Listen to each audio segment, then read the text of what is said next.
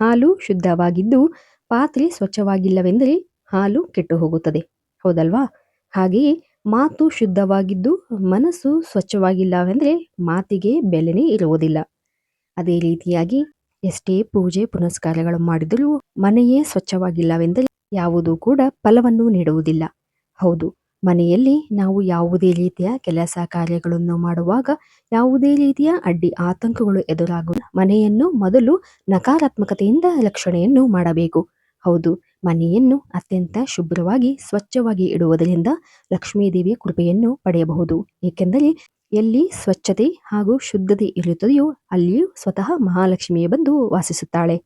ಹೌದು, ಮನೆಯ ಎಲ್ಲ ಕಷ್ಟಗಳಿಗೂ ಮನೆಯಲ್ಲಿರುವ ನಕಾರಾತ್ಮಕತೆಯೇ ಕಾರಣವಾಗಿರಬಹುದು. ಹೌದು, ಇದು ಸುಲಭವಾಗಿ ನಾವು ಮಾಡುವ ಕೆಲವು ಕ್ರಮಗಳಿಂದ ಶಾಶ್ವತವಾಗಿ ನಕಾರಾತ್ಮಕತೆ ಮತ್ತು ಕೆಟ್ಟ ದೃಷ್ಟಿಯನ್ನು ತೊಡೆದು ಹಾಕಬಹುದು.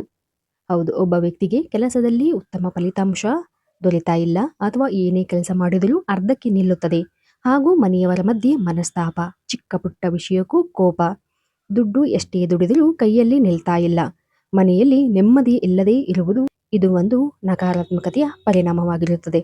ಹೌದು ಸ್ನೇಹಿತರೆ, ವೆಲ್ಕಮ್ ಟು ಸಮೃದ್ಧಿ ಜೀವನ ಚಾನಲ್. ಇವತ್ತಿನ ದಿನ ಮನೆಯಲ್ಲಿ ಧನಾತ್ಮಕ ಕಂಪನಗಳು ವಾತಾವರಣ ಉಂಟಾದರೆ ತಾನಾಗಿಯೇ ಋಣಾತ್ಮಕ ಅಥವಾ ಅಲಕ್ಷ್ಮಿ ಎಂದು ಹೇಳುವ ನಕಾರಾತ್ಮಕತೆ ಹೊರಗೆ ಹೋಗುತ್ತದೆ. ಹಾಗಾಗಿ ಇವತ್ತಿನ ಅತ್ಯದ್ಭುತವಾದಂಥ ಈ ಉಪಾಯವನ್ನು ಹೇಳಲಿದ್ದೇವೆ. ಹೌದು, ಆದರೆ ಅದಕ್ಕೂ ಮೊದಲು ನಾವು ಪ್ರತಿನಿತ್ಯ ಕೆಲವು ಕ್ರಮಗಳನ್ನು ಖಂಡಿತವಾಗಿ ಪಾಲಿಸಬೇಕಾಗುತ್ತದೆ. ಅದರಲ್ಲಿ ಪ್ರತಿನಿತ್ಯ ತುಳಸಿ ಪೂಜೆ ಮಾಡುವುದು ಕೂಡ ಅತ್ಯಂತ ಮಂಗಳಕರ. ಬಾಗಿಲಿನಲ್ಲಿ ದೀಪಗಳನ್ನು ಬೆಳಗಿಸುವುದು ಹಾಗೂ ಪ್ರತಿನಿತ್ಯ ಪರಿಮಳಯುಕ್ತ ಧೂಪ ದ್ರವ್ಯಗಳನ್ನು ಬೆಳಗಿಸುವುದರಿಂದ ಮನೆಯಲ್ಲಿ ಒಂದು ರೀತಿಯ ಪಾಸಿಟಿವ್ ವಾತಾವರಣ ಉಂಟಾಗುತ್ತದೆ. ಇದು ನಿಮಗೆ ಪರಿಣಾಮಕಾರಿಯಾದಂತಹ ಫಲಿತಾಂಶಗಳನ್ನು ನೀಡುತ್ತದೆ. ಹೌದು, ಪ್ರತಿನಿತ್ಯ ಯಾವುದೇ ವ್ಯಕ್ತಿ ದಿನವನ್ನು ಆರಂಭ ಮಾಡುವಾಗ ಸೂರ್ಯದೇವನಿಗೆ ನಮಸ್ಕಾರ ಮಾಡುವುದರಿಂದ ನಿಮ್ಮ ಜೀವನದಲ್ಲಿ ಅತ್ಯದ್ಭುತವಾದಂತಹ ಬದಲಾವಣೆಯೊಂದಿಗೆ ಚಮತ್ಕಾರವನ್ನು ಸಹ ಉಂಟು ಮಾಡುತ್ತದೆ.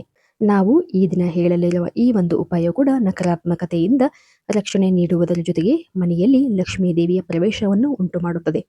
ಹೌದು, ಈ ಒಂದು ಉಪಾಯದಿಂದ ನಿಮ್ಮ ಮನೆಗಳಲ್ಲಿ ಯಾವುದೇ ರೀತಿಯ ಆರ್ಥಿಕ ಸಂಕಷ್ಟದಿಂದ ನೀವು ಬಳಲುತ್ತಾ ಇದ್ದರೆ, ಹಣದ ಅವಶ್ಯಕತೆ ಹೆಚ್ಚಾಗಿ ಇದ್ದರೆ ಈ ಒಂದು ಉಪಾಯವನ್ನು ನೀವು ಮಾಡಬಹುದು. ಅದಕ್ಕೆ ಒಂದು ಬೌಲ್ ಮಣ್ಣಿನದ್ದು ಅಥವಾ ಮಣ್ಣಿನ ಮಡಕೆಯನ್ನು ತೆಗೆದುಕೊಂಡು ಅದಕ್ಕೆ 7 ಪಲಾವ್ ಎಲೆ ಹಾಗೂ ಎಲ್ಲೂ ಮುರಿದಿರಬಾರದು ಅದು, ಹಾಗೂ ಅದಕ್ಕೆ 5 ಭೀಮಸೇನ ಕರ್ಪೂರವನ್ನು ತೆಗೆದುಕೊಳ್ಳಬೇಕು.